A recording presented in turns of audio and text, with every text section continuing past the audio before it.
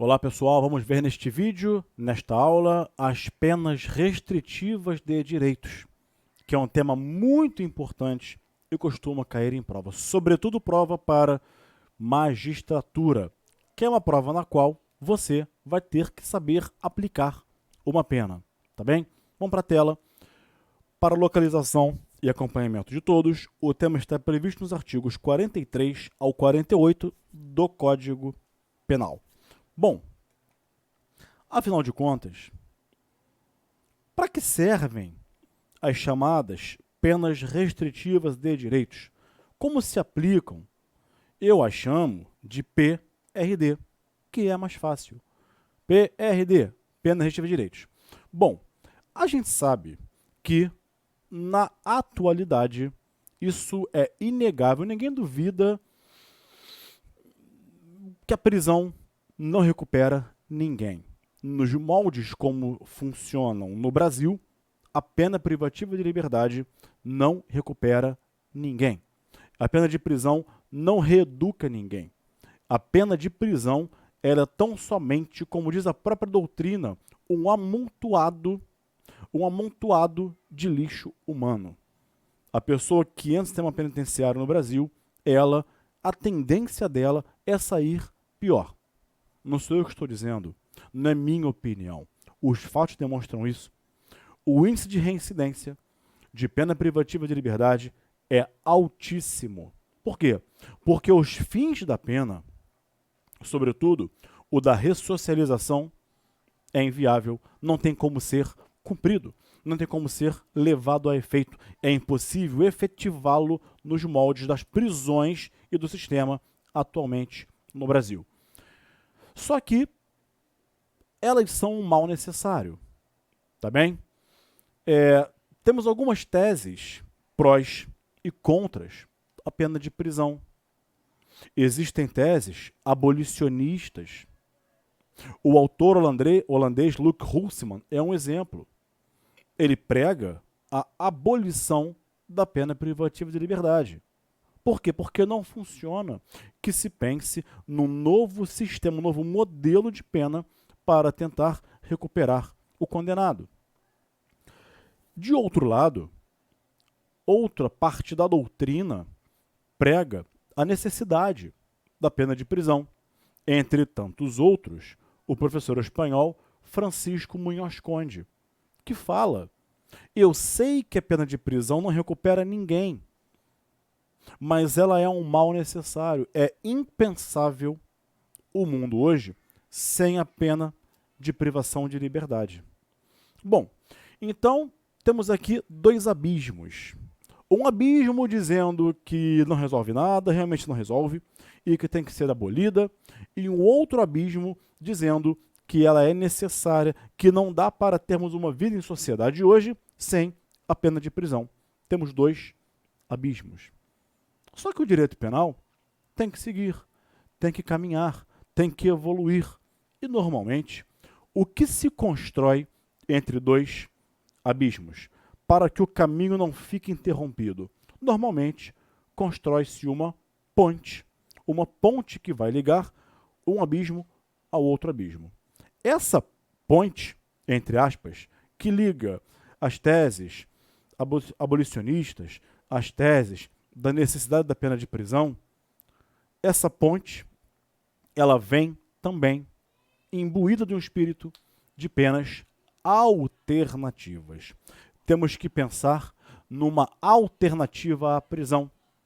Se a prisão não resolve mais, não recupera ninguém, não ressocializa ninguém porque realmente é impossível, vamos criar uma alternativa à prisão, uma pena alternativa?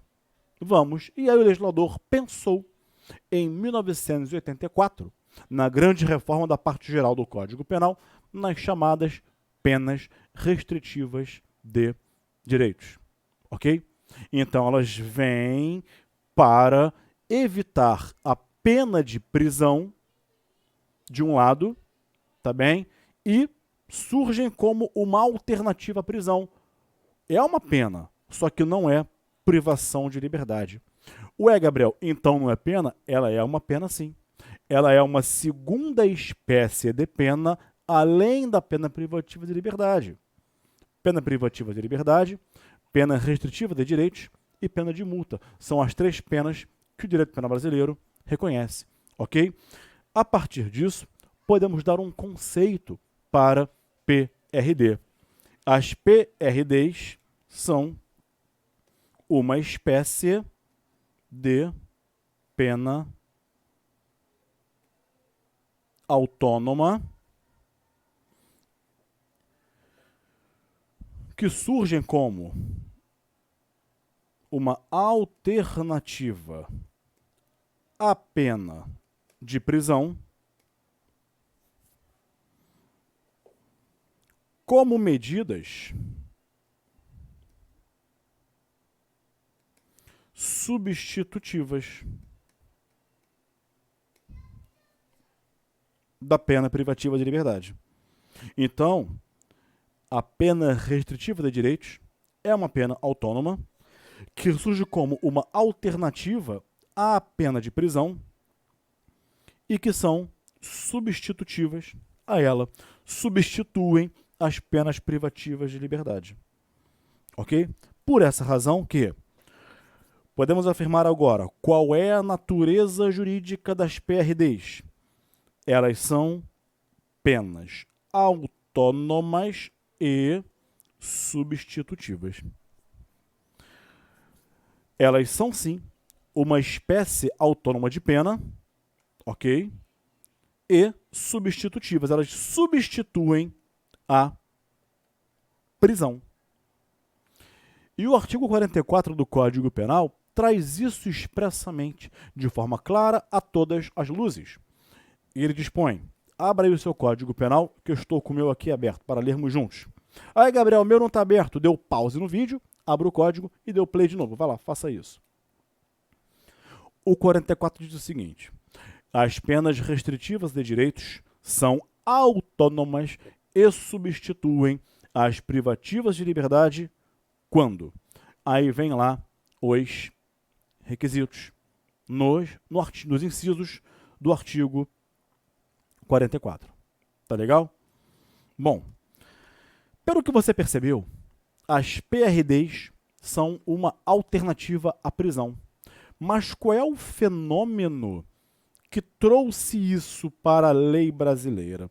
Quero tratar agora de 3 institutos com vocês para encaixarmos em um deles a pena privativa de, pena restritiva de direitos. Muito bem. Existem 3 fenômenos: a despenalização, a descriminalização e a legalização. Eu sempre digo a vocês que em direito tudo está no nome do instituto, nome da teoria, nome do princípio, não é? E aqui tem uma pegadinha, cuidado. Porque se formos para o nome do instituto, despenalização, quer dizer o quê? Que não tem mais pena. Aqui está errado. Aqui não. Aqui o nome não vai nos ajudar. Cuidado com isso, tá? O que significa despenalização? Significa que na despenalização a conduta continua configurando sim, continua sendo sim uma infração penal. E continua havendo uma pena criminal imposta pelo Estado. Só que essa pena criminal não é uma pena de prisão. É uma pena mais suave. É uma pena que não priva a liberdade da pessoa. Perceberam?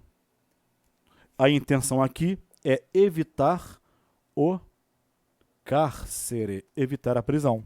Isso é a despenalização. Cuidado, alerto e repito. A conduta continua sendo infração penal e aquela resposta penal estatal continua sendo uma pena criminal, só que uma pena mais suave, de não privação de liberdade. Ok? Por essa razão que parte da doutrina critica o nomen iuris despenalização. Por exemplo, Rogério Greco, com toda a razão, diz que melhor seria chamar isso aqui de descarcerização. Descarcerização, muito mais apropriado. Ou, como diz Guilherme de Souza Nutti, desprisionalização. Entretanto, a expressão mais utilizada, mais empregada em doutrina e em jurisprudência é a despenalização. Ok? De outro giro, pelo fenômeno da descriminalização, aqui podemos ir sim pelo nome. Por quê? Descriminalizar significa o quê? Significa que a conduta ela deixa de ser uma infração penal. Descriminalizar. Descrime. Não tem mais crime. Entretanto, ela continua sendo uma infração extrapenal. Por exemplo, uma infração civil, uma infração administrativa, uma infração de cunho tributário, ok? Isso aconteceu com o crime de adultério. O artigo 240 do Código Penal, que trazia o crime de adultério, ele foi revogado. Então a conduta de adultério deixou de ser crime. Não é mais crime. Entretanto, continuou sendo uma infração civil, extrapenal, portanto, continua assim sendo a violação a um dos deveres do casamento, que é a fidelidade recíproca. Então vejam, no que toca ao adultério, foi descriminalizado. Ok? Entretanto, isso é importante, continua sendo infração extrapenal. Então, qual é a grande distinção entre a despenalização e a descriminalização? Bom, na despenalização, a conduta continua sendo, sim, uma infração penal. E na descriminalização, a conduta deixa de ser uma infração de cunho penal. Ok? Gabriel, e a legalização? Como o próprio nome sugere, na legalização, a conduta passa a ser legal. Ela deixa de ser uma conduta ilegal e ilícita e passa a ser uma conduta legal lícita. Ou seja, aquela conduta que sofreu o fenômeno da legalização, ela passa a ser amoldada ao ordenamento jurídico brasileiro. Ela passa de ilícita para lícita. Ou seja, deixa de configurar uma infração penal, mas também não configura nenhuma outra infração extrapenal. Ela é totalmente lícita, legítima, legal. Entenderam isso? Agora pergunto a vocês: qual desses três fenômenos gerou as penas restritivas de direitos? Por tudo que eu falei até agora, o que você acha? Ora, o fenômeno que gerou os grandes espíritos das PRDs foi o fenômeno da despenalização. Portanto, a despenalização é o fenômeno que gerou a inserção na lei penal brasileira das penas restritivas de direitos. Entenderam isso? Aí tu perguntarias assim, Gabriel, ok, mas sempre caberá uma PRD? Então a prisão agora acabou? Não tem mais prisão? Aí que tá. Eu vou trabalhar aqui com um quadro, e eu vou usar, inclusive, essa tela aqui, um quadro muito interessante de classificação de infrações penais.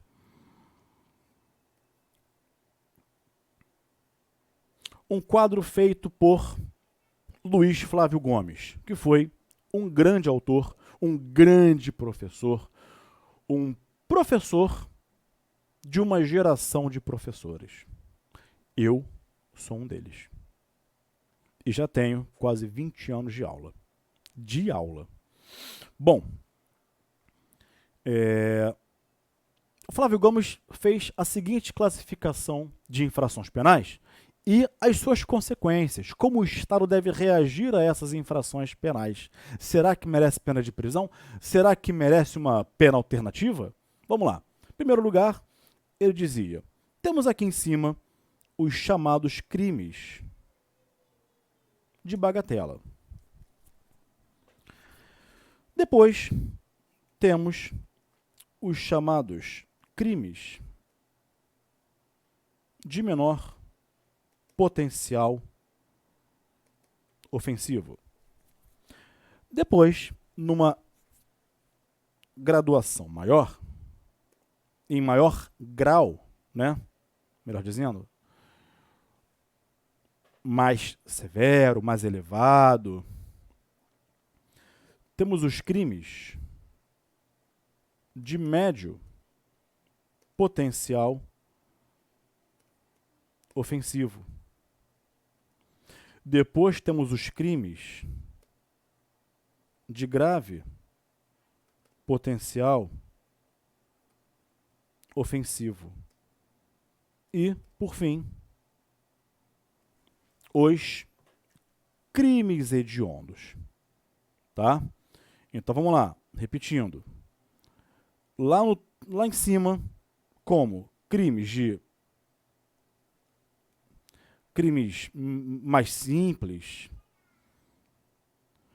os crimes de bagatela, ok? Depois, os crimes de menor ou menor potencial ofensivo. Deixa eu sublinhar isso aqui que é importante. Depois, seguindo essa gradação, os crimes de médio potencial ofensivo, né? Indo do menos grave para o mais grave. Depois, os crimes de grave potencial ofensivo. E, por fim, os crimes hediondos. Ok. Gabriel, como é que o Flávio Gomes trabalhou com essa gradação de crimes em termos de pena? Ele diz o seguinte: bom, crimes de bagatela, onde se aplica o princípio da insignificância, não há crime, logo, não há aplicação de pena, por evidência. Os crimes de menor e de médio potencial ofensivo são aqueles nos quais, em regra, não há violência ou ameaça à pessoa. Já os crimes de grave potencial ofensivo e crimes hediondos são aqueles crimes que têm, sim, violência ou ameaça à pessoa. Então, como o Estado vai reagir a esses crimes? Bom, nos crimes de médio e menor potencial ofensivo, que são esses aqui, o juiz tem que se esforçar ao máximo para evitar uma pena de prisão. Porque se o crime é de menor e médio potencial ofensivo, é um crime menos grave, que não tem uma pena tão alta, não tem violência ou grave ameaça à pessoa. Então o juiz tem que evitar ao máximo a imposição de uma pena de prisão. Aqui, o recomendável é uma pena alternativa à prisão. Já os crimes, seguindo essa gradação do Flávio Gomes, de gravidade, já os crimes de grave potencial ofensivo e os crimes hediondos, que são aqueles que têm, sim, violência ou ameaça à pessoa, recomenda-se a prisão. Então, essa seria a distinção de acordo com a natureza do crime. E é por isso que hoje, isso é uma realidade fática, hoje os juízes, sim, se esforçam ao máximo para evitar a prisão. A pena de prisão hoje é destinada aos crimes violentos. Ok? E vejam a grande genialidade de Luiz Flávio Gomes. Olha que interessante. Olhando para essa classificação, agora a gente vai estudar os requisitos da substituição da pena privativa de liberdade por pena restritiva de direitos, esse quadro vai cair como uma luva, como diz o ditado. Né? Caiu como uma luva e vai cair. Olha que interessante. Requisitos para a substituição. Eu trouxe aqui a redação do 44. Vamos lá. As penas restritivas de direitos são autônomas e substituem as privativas de liberdade quando? Olha aqui a natureza jurídica, autônomas e substitutivas. Inciso 1. Aplicada a pena privativa de liberdade não superior a 4 anos. Ah, Gabriel, então quer dizer que naqueles crimes em que a pena máxima não passar 4 anos? Não. Não é o caso de o crime que a pena não passar 4 anos. Não é pena prevista abstratamente na lei. É pena aplicada na sentença. Cuidado com isso em prova. Tá? Não é igual G-crime. Ah, se a pena combinada máxima não ultrapassar 2 anos, não é isso. É pena aplicada na sentença depois de o juiz fazer a dosimetria da pena. Olha, está escrito na lei. Aplicada, tá? Não supera 4 anos e o crime não for cometido com violência ou grave ameaça à pessoa. Olha aí a classificação do Flávio Gomes. Barra. Ou qualquer que seja a pena se o crime for culposo. Daqui nós tiramos 2 normas. Primeira norma. Se depois da barra, na segunda norma, a lei faz menção ao crime culposo, é porque antes da barra ela referiu-se a crime doloso.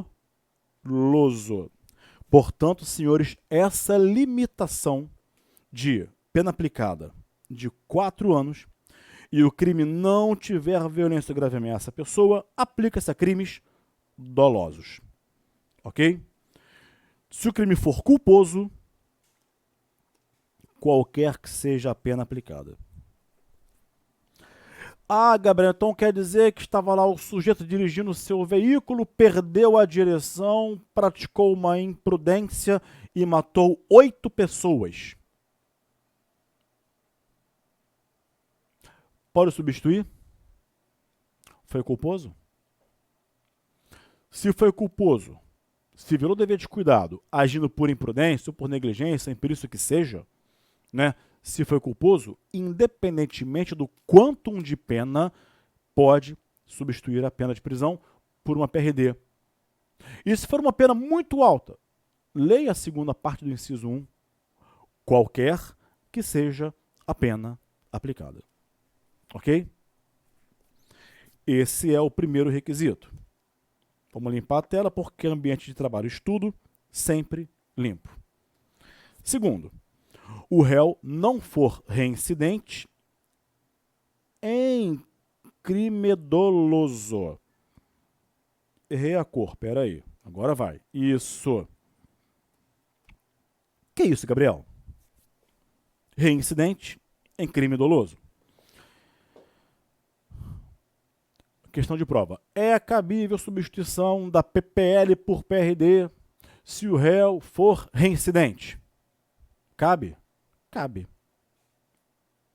Só não será cabível se ele for reincidente em crime doloso. O que é isso? Significa dizer que o primeiro crime tem que ser doloso e o segundo crime tem que ser igualmente doloso. Aí, incidir esse requisito, vai incidir e não cabe. Por quê? Vejam vocês. Se o primeiro foi doloso e o segundo foi culposo, caberá a substituição? Caberá. Se o primeiro foi culposo e o segundo foi doloso, cabe substituição? Cabe. Se ambos forem culposos, cabe substituição? Cabe.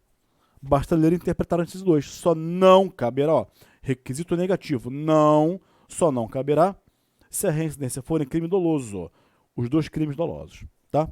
E o inciso 3 traz os requisitos subjetivos. O inciso 3, ele é primo do artigo 59, porque faz menção aqui.